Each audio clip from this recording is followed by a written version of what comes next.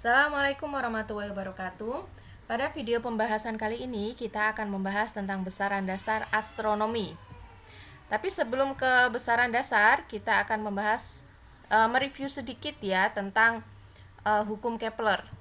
Jadi, Kepler telah menyimpulkan data hasil pengamatan yang dilakukan oleh Tycho Brahe, kemudian disimpulkan menjadi 3 hukum yang terkenal sebagai hukum Kepler. Yang pertama, semua planet bergerak dalam lintasan elips dengan matahari pada salah satu titik fokusnya. Kemudian yang kedua, garis yang menghubungkan planet dengan matahari akan menyapu daerah luasan yang sama dalam waktu yang sama. Kemudian hukum yang ketiga, kuadrat periode planet mengelilingi matahari sebanding dengan pangkat 3 jarak rata planet ke matahari, atau T kuadrat sama dengan KR pangkat 3. Nah, di sini ada beberapa data planet ya. Di sini ada periode planet. Ini dalam tahun. Kemudian ada jarak rata-rata planet dalam AU. Nah, jika kita hitung rasio antara T kuadrat per R pangkat 3, itu selalu diperoleh suatu konstanta kesebandingan K. Nah, dan suatu konstanta kesebandingan K ini nilainya hampir sama semua ya. Jadi di sini nilainya itu sekitar 1. Jadi kalau semisal kita bandingkan periode kuadrat dibagi dengan jarak rata kuadrat punyanya planet Mars, itu selalu diperoleh 1. Jadi kalau misalnya kita ambil data semuanya di sini ya, itu selalu diperoleh ke konstanta kesebandingan yang hampir selalu 1. Nah, rasio antara periode kuadrat planet mengelilingi matahari dengan jarak rata pangkat 3 berhubungan dengan prinsip gerak yang fundamental. Ya. Jadi R pangkat 3 per T kuadrat sama dengan G plus M per 4Pi kuadrat. Dengan M itu adalah massa planet, M kecil itu adalah massa planet, M besar itu massa matahari, G adalah konstanta gravitasi universal. Nah, persamaan 2 ini perpaduan antara hukum ketiga Kepler, hukum gerak Newton, dan hukum gravitasi.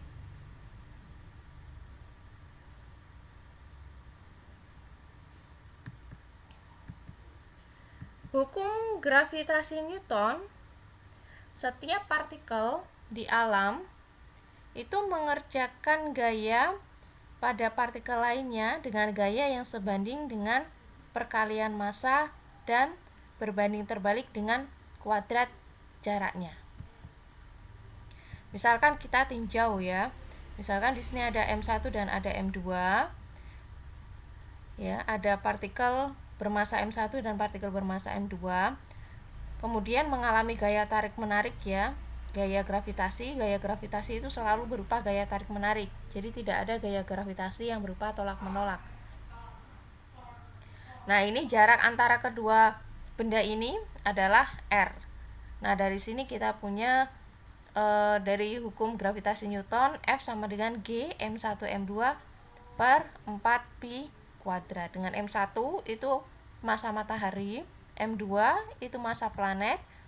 Karena M2 itu sangat lebih kecil daripada M1, jadi massa planet itu sangat lebih kecil daripada massa M1, maka persamaan 2 itu bisa kita tuliskan sebagai R pangkat 3 per T kuadrat itu sama dengan G per 4Pi kuadrat M matahari ya.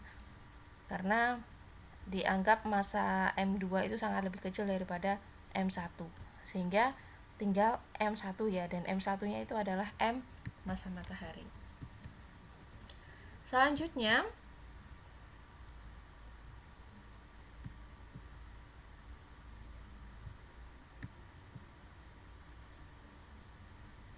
contoh aplikasi hukum Kepler dan hukum Newton.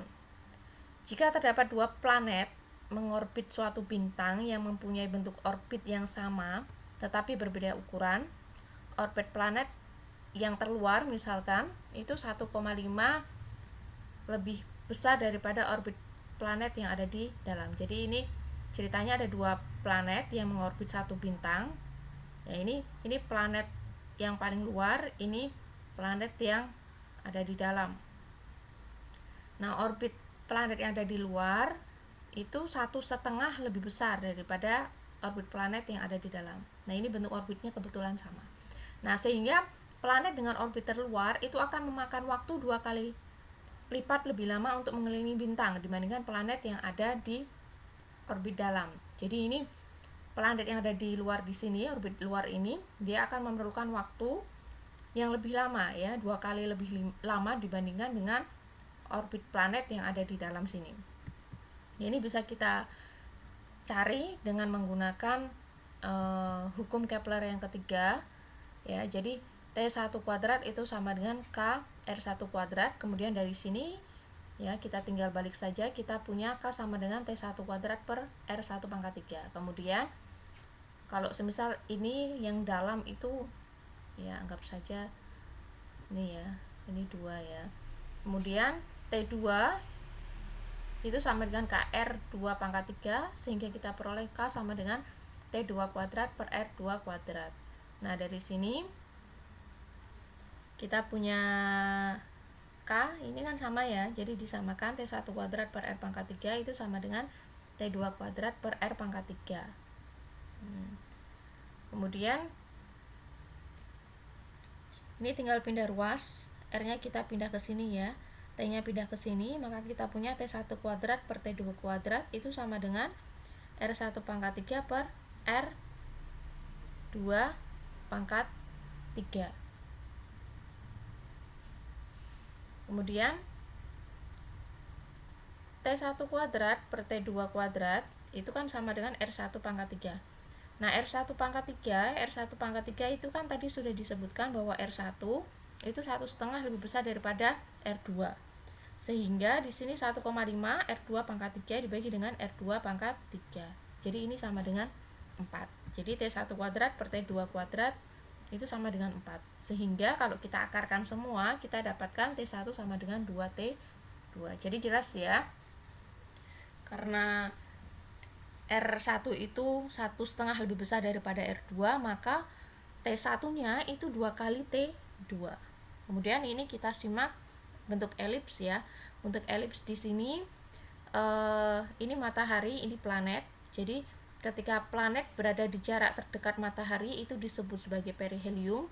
Ketika planet berada di jarak terjauh dari matahari itu disebut sebagai aphelium. Kemudian di sini ada A di sini adalah setengah sumbu mayor ya. Jadi setengah sumbu mayor itu A, kemudian B itu setengah sumbu minor. Kemudian C itu jarak fokus. Kemudian dari sini berlaku persamaan C kuadrat plus B kuadrat sama dengan A kuadrat. Dan eksentrisitas itu sama dengan C per A. Nah, jarak perihelium ini ya, jarak perihelium ini itu rumusnya A kalikan 1 min E.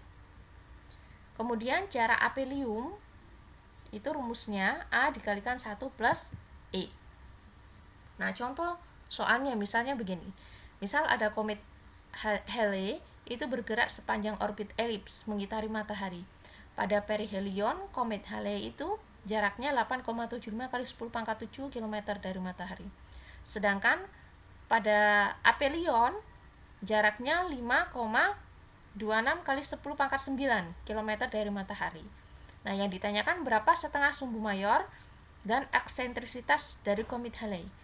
Jadi setengah kan panjang sumbu mayor atau utama A, 2A ya. Jadi ini kan setengah sumbu mayor, berarti 2 kalinya itu adalah panjang sumbu mayor ya. Jadi jarak komet Halley ditambah dengan aphelium kan itu kan dari sini ke sini ya. Ini aphelium ditambah dengan perihelium itu kan berarti sumbu mayor. Nah, yang ditanya jadi 2A itu sama dengan perihelion ditambah dengan aphelion. Kemudian yang ditanyakan A, sehingga A itu jarak perihelion ditambah dengan aphelion dibagi dengan 2, sehingga kita dapatkan 2,6 kali 10 pangkat 9 km. Kemudian yang ditanya adalah eksentrisitas dari orbit komet. Nah, pada jarak perihelion itu kan rumusnya ini kan RP ya, perihelion itu sama dengan A kalikan 1 min E. Berarti itu kan sama dengan A dikurangi dengan AE ya, dikurangi dengan AE. Ya, AE. Jadi A dikurangi dengan AE. Nah, kalau misalkan kita pindah ruas ya, ini kan kita punya AE, berarti AE sama dengan 1 min, ini kan tinggal pindah ruas saja ya. Jadi AE itu sama dengan A min RP. Jadi A min RP. Sehingga E-nya berarti semuanya dibagi dengan A. A per A itu sama dengan 1 RP per A. Nah, kalau dimasukkan kita dapatkan eksentrisitasnya itu 0,967. Jadi hampir mendekati 1. Nah, kalau misalnya 1 itu ya hampir 1 ya, berarti ya eksentrisitas 1 ya berarti ini ya mendekati elips sempurna ya. Kemudian kita lanjut ke pembahasan besaran mendasar yang biasanya digunakan pada mata kuliah astronomi dan astrofisika. Mungkin pembahasan ini akan overlap ya dengan mata kuliah astrofisika, tapi nggak masalah. Ini biar kita lebih memahami lagi ya. Jadi pertama yang akan kita bahas adalah besaran jarak. Biasanya jarak ya, satuan jarak yang digunakan itu kan berupa meter, kilometer, sentimeter gitu ya. Tapi kan yang jadi permasalahan di sini jarak yang akan kita tinjau itu kan jarak antar planet atau jarak antar bintang. Misalkan jarak dari bumi ke matahari atau jarak dari bintang matahari ke misalnya Alpha Centauri atau Proxima Centauri atau yang Betelgeuse atau apa gitu ya. Nah, maka kalau semisal kita menggunakan satuan meter, kilometer itu kan repot ya. Masa kita misalnya menuliskan berapa sih jarak bumi ke matahari, bayangkan berapa nol yang harus kita tulis ya, karena kalau yang seperti yang kita tahu jarak dari bumi ke matahari itu sekitar 150 juta kilometer. Kan repot, ini baru bumi ke matahari loh, belum lagi matahari misalnya ke bintang Vega atau bintang Polaris kayak gitu. Itu kan berarti kan kalau semisal kita menuliskan dalam kilometer itu kan cukup repot untuk menyebutkannya ya, berapa miliar, berapa triliun, itu kan repot. Sehingga kita membutuhkan satuan yang sederhana ya. Yang pertama adalah astronomical unit atau AU. Nah, berarti sekarang jarak kalau dalam astrofisika atau astronomi biasanya kita gunakan adalah AU atau SA. Apa itu 1 AU? Jadi definisi dari 1 AU itu jarak dari bumi ke matahari, yaitu sekitar 1 juta ini ya. Ini bisa dibaca ini ya, sekitar 150 juta kilometer. Ini repot kalau misalnya dibaca semuanya ya. Jadi sekitar 150 juta kilometer. Bagaimana kita bisa tahu bahwa jarak dari bumi ke matahari itu 150 juta kilometer? Nah, untuk mengetahuinya itu dapat kita jadi untuk memperoleh jarak dari bumi ke matahari itu dapat diketahui dengan mengukur jarak antara bumi dengan planet lain. Nah, salah satu teknik yang digunakan itu dengan menggunakan radar. Jadi pada tahun 1958 ya di Lincoln Laboratory di MIT itu mengirimkan gelombang radar berfrekuensi sekitar 440 MHz ke planet Venus dan diasumsikan bahwa orbit bumi dan Venus itu berpalingkaran. Jadi di sini nanti kita akan menganalisa ya. Jadi ini matahari, kan matahari, Merkurius, Venus, bumi ya. Jadi ini matahari, ini Venus, ini bumi. Jadi untuk mengetahui jarak dari bumi ke matahari ini ya.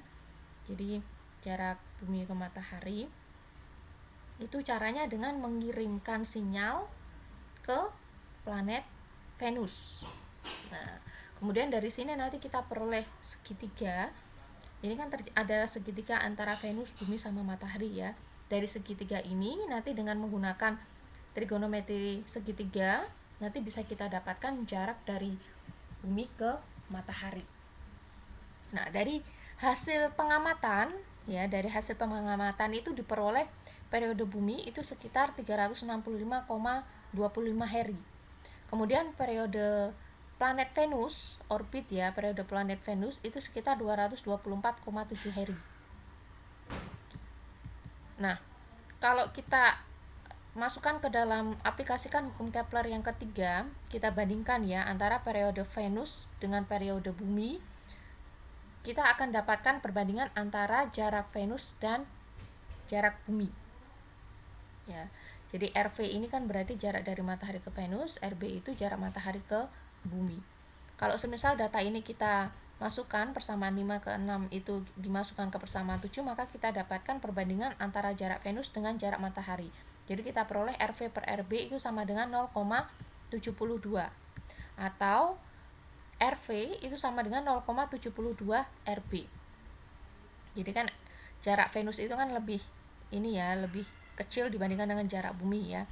Nah, dengan menggunakan segitiga trigonometri, jadi kita bisa gunakan segitiga trigonometri. Kalau di sini kan A kuadrat itu sama dengan B kuadrat plus C kuadrat minus 2AB cos A. Jadi kita bisa gunakan RV kuadrat itu berarti sama dengan RB kuadrat ditambah D kuadrat minus 2RB D cos A. Ya, cos A.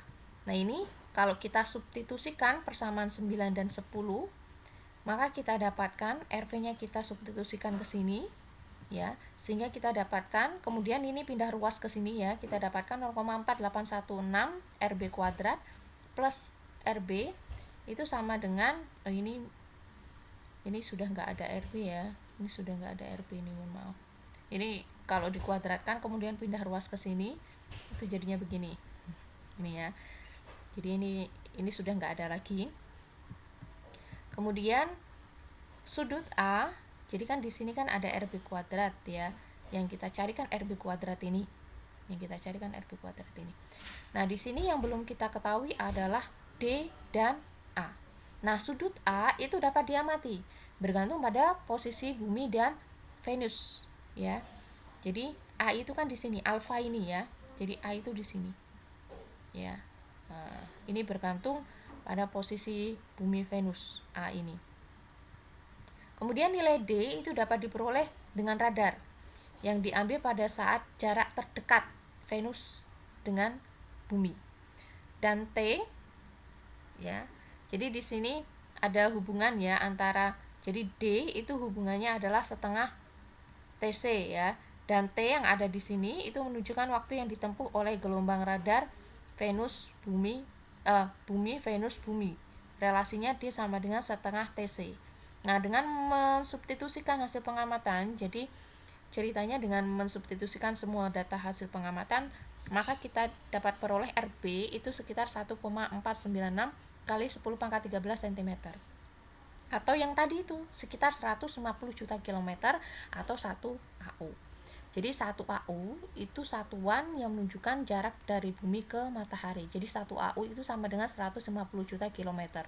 Kok bisa kita tahu jaraknya sekitar 150 juta kilometer? Ya masa kita pakai penggaris atau meteran, kan nggak mungkin. Pakai meteran, kalau biasanya kan kalau kita ngukur panjang itu kan pakai meteran atau pakai penggaris ya. Tetapi kan pengukuran semacam ini, pengukuran langsung itu tidak bisa kita lakukan dalam astronomi dan astrofisika. Jadi pengukuran ini bisa kita lakukan dengan menggunakan radar. Nah, dari sini diperoleh hasil 1 AU itu sekitar 150 juta kilometer. Jadi alih-alih kita menggunakan satuan misalnya 150 juta kilometer, lebih nyamannya kita menggunakan 1 AU. Jadi kalau ditanya berapa jarak dari bumi ke matahari, ya langsung jawab saja 1 AU. Itu lebih mudah daripada kita menyebutkan 150 juta kilometer, itu kan repot. Selanjutnya, selain astronomical unit atau AU, satuan lainnya adalah parsec. Nah, parsec itu diperoleh ya dengan cara, kalau tadi AU itu dengan menggunakan radar, kalau satuan parsec ini digunakan dengan cara metode paralaks ya.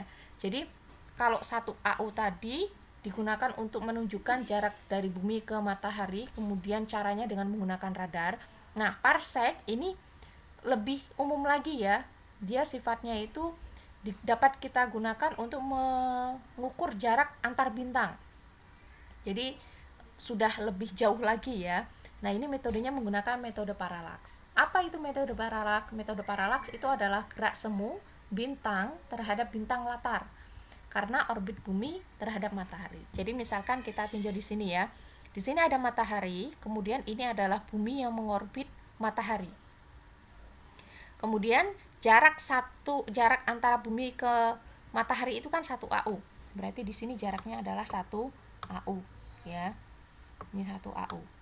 Nah, apa yang dimaksud dengan metode paralaks? Jadi misalkan posisi kita di bulan Juni ya. Posisi kita di sini pada bulan Juni mengamati suatu bintang yang bintang dekat. Jadi ceritanya pada bulan Juni kita ngamatin bintang. Ya, kita ngamatin bintang dekat ya. Bintang yang paling dekat ya, sebut saja misalnya ini bintang A gitu ya. Jadi pada bulan Juni kita ngamatin bintang A. Nah, yang terlihat, jadi kalau misalnya kita ngamatin satu bintang itu kan yang terlihat itu nggak cuma satu bintang ya, tetapi kan di belakangnya itu kan ada banyak sekali bintang. Jadi ketika kita ngamatin bintang A di bulan Juni, maka latarnya, belakangnya atau backgroundnya bintang-bintang yang terlihat itu adalah daerah yang sini ya. Jadi yang terlihat adalah backgroundnya yang ini. Kemudian 6 bulan kemudian ketika posisi bumi itu berada di sini ya, dan kita ngamatin bintang yang sama di bulan Desember, maka background yang terlihat adalah ini ya. Jadi kan beda. Nah ini ya, jadi terjadi perbedaan background. Jadi ketika kita mengamati bintang di bulan Juni, bintang A di bulan Juni, maka background bintangnya itu yang terlihat di sini ya. Ini ya, viewnya yang terlihat ini. Ketika 6 bulan kemudian di bulan Desember kita ngamatin bintang yang sama, maka background yang terlihat ya di belakangnya, view yang terlihat itu adalah di sini, atau gambarnya seperti ini. Nah, jarak dari bumi ke matahari itu adalah 1 AU. Kemudian ini kalau kita yang kita cari itu kan jarak dari matahari ke bintang yang kita tinjau ya. Di sini ada sudut yang namanya sudut paralaks. Jadi ini jarak dari matahari ke bintang terdekat, kemudian jarak dari bumi ke bintang yang terdekat tadi yang kita amati ya. Ini membentuk sudut P. Ini yang disebut sebagai sudut paralaks. Nah, yang kita ukur itu adalah sudutnya, sudut paralaksnya. Jadi untuk menghitung seberapa jauh bintangnya itu adalah dari sudut paralaksnya. Berarti kan kalau semisal paralaksnya itu semakin kecil sekali, itu kan menunjukkan bahwa bintangnya itu semakin jauh ya. Nah, ini pengukuran jarak bintang dengan cara paralaks itu dilakukan dengan mengamati pergeseran posisi bintang terhadap bintang latar dengan membandingkan posisi bintang pada bulan, misalnya kalau ini kan bulan Januari Desember ya, 6 bulan kemudian, tetapi tidak harus di bulan Juni. Bisa saja kita mengamati misalnya di bulan Januari, 6 bulan kemudian adalah di bulan Juli ya, atau bulan-bulan yang selisihnya itu setengah tahun atau 6 bulan. Nah, jarak bintang D itu bisa kita peroleh dengan rumus RB per tan P. RB itu kan jarak dari matahari ke bumi, tan P itu kan sudut yang dibentuk ini ya, antara garis ini ya. Ini P. Nah, di sini P ini ya. D itu jarak bintang ke bintang bumi. Jadi D di sini ya. Sorry, ini D di sini ya. Kemudian R itu adalah radius orbit bumi maaf ini RB ini ya. Ini RB, ini adalah radius orbit bumi matahari, dan P itu adalah sudut paralaks. Jadi dari persamaan 13 ini ya, yang dinamakan dengan 1 parsec itu adalah jarak bintang yang memiliki sudut paralaks sebesar 1 detik busur. Dan 1 detik busur itu sama dengan 1/3600 derajat. Dengan 1 AU itu 150 juta kilometer, maka 1 parsec D itu sama dengan AU sama dengan tan 1 detik busur ya. Ini definisi 1 parsec ya, 1 parsec atau biasanya 1 PC. 1 PC ya. 1 PC itu sama dengan 1 AU per tan 1 detik busur.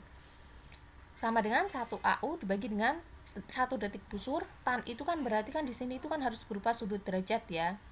Jadi 1 detik busur itu sama dengan 1/3600 derajat. Sehingga kita peroleh 1 parsec itu sama dengan 206.264,81 AU. Ya. Jadi bintang yang mempunyai sudut paralaks 1 detik busur, artinya jarak dari bintang bintang dari bumi itu adalah 1 parsek. Jadi di sini 1 parsek itu adalah jarak suatu bintang yang sudut paralaksnya itu adalah 1 detik busur. Nah, kalau 1 parsek itu 206.264,81 AU, 1 parsek itu juga sama dengan 3,26 tahun cahaya. Jadi ada beberapa relasi yang bisa kita pakai. Jadi D sama dengan 1 AU per tan P, tetapi yang ada di sini, D yang ada di sini nanti D yang kita peroleh dia satuannya dalam AU. Ya, jadi P-nya di sini itu harus dalam bentuk derajat. Jadi kalau misalkan dalam soal itu kita peroleh 1 detik busur, berarti kita harus konversi ke derajat terlebih dahulu. Nah, kemudian karena P yang ada di sini kalau misalnya bintangnya sangat jauh sekali kan berarti P-nya itu sangat kecil sekali ya. Kalau misalnya P itu sangat kecil sekali, maka tan P itu bisa didekati dengan P. Ini kita bisa deretkan. Sehingga kita bisa menggunakan relasi D sama dengan 1 AU per P. Tetapi P yang ada di sini, ya, P yang ada di sini, kalau semisal yang diketahui adalah detik busurnya, P yang ada di sini itu harus dalam bentuk radian, ya. Jadi 1 detik busur itu sama dengan pi per 180 kali 60 kali 60 radian. Dan D yang kita peroleh itu satuannya dalam AU. Relasi yang lain yang bisa kita pakai adalah D sama dengan 206.265. Ini kita pembulatan dari sini ya, per P. Nah, P yang ada di sini, kalau semisal kita tuliskan dalam busur ya, 1 detik busur, maka D yang akan kita peroleh itu dalam AU. Relasi yang lain, misalkan D sama dengan 1 per P. Kalau semisal P-nya itu dalam detik busur, maka D yang akan kita peroleh itu dalam satuan parsek. Nah, relasi yang lain lagi adalah D sama dengan 3,26 per P. Jadi kalau semisal kita menuliskan di sini P-nya itu dalam detik busur, maka D yang akan kita peroleh adalah satuannya tahun cahaya. Jadi ini banyak sekali relasi yang bisa kita pakai. Ini sebenarnya cuma konversi ya. Jadi kita bisa pakai rumus ini ya, rumus 15, 16, 17, 18, 19. Hanya saja kita harus tahu kapan kita harus menggunakan rumus 15. Oh, kalau misalnya kita mau pakai rumus 15, berarti P yang ada di sini itu harus dalam derajat dan D yang akan kita peroleh dalam AU. Kalau misalkan kita menggunakan rumus persamaan 18, berarti P yang ada di sini itu dalam detik busur dan D yang kita peroleh itu dalam parsek ya. Kemudian satuan yang lain lagi itu adalah tahun cahaya atau light year.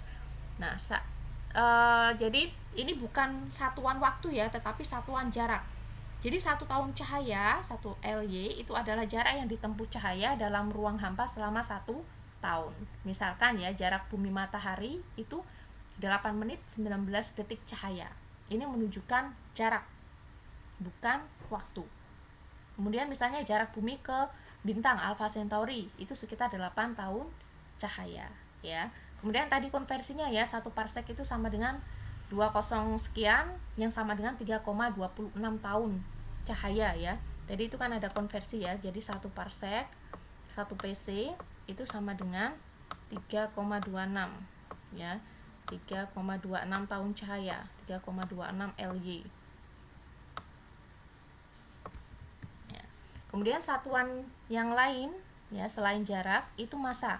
Biasanya massa kita menggunakan gram, kilogram, ton, kuintal gitu ya. Tetapi karena objek yang kita tinjau itu berupa planet atau bintang-bintang yang masanya sangat besar sekali, jadi kita nggak mungkin menggunakan satuan kilogram. Satuan yang kita pakai adalah satuan massa matahari. Jadi misalkan bintang Alpha Centauri, berapa masanya? Oh, masanya misalnya sekian massa matahari. Oh, misalnya 3 kali massa matahari. Jadi satuan massa itu yang kita pakai adalah massa matahari. Nah, sesuai hukum Kepler yang ketiga tadi, itu kan R pangkat 3 per T kuadrat itu sama dengan G per 4Pi kuadrat M matahari.